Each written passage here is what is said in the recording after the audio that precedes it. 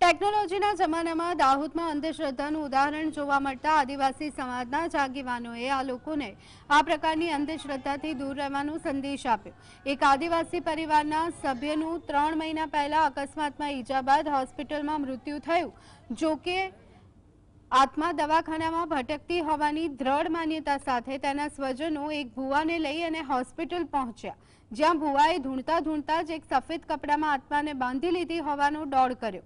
અંધશ્રદ્ધાની આ તમામ ઘટનામાં આસપાસના લોકો તમામ વિવિધ જોઈ અને ચોંકી ઉઠ્યા।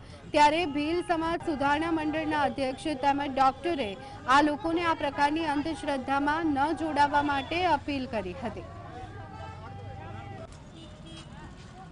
ક્યારે પણ આપણને કોઈ સારવાર દરમિયાન કોઈ ઘટનામાં કોઈ અન્ય બાબતમાં આ પ્રકારનું કંઈ જણાય આવે તો આપણે તંત્રનો સંપર્ક કરી આપણે મેડિકલ સાયન્સની જોગવાઈઓ છે એ મુજબ સારવાર કરાવીએ કે જે પણ એની ઘટતી કાર્યવાહી છે એ કરવામાં આવે, જેથી કરીને સમાજમાંથી અંધશ્રદ્ધા દૂર થાય। અને અંધશ્રદ્ધાને કારણે ઘણા લોકો યોગ્ય સારવારના અભાવે કે યોગ્ય પ્રક્રિયા પાલન નહીં કરવાના અભાવે હેરાન થતા હોય છે, અવસાન પણ થતા હોય છે।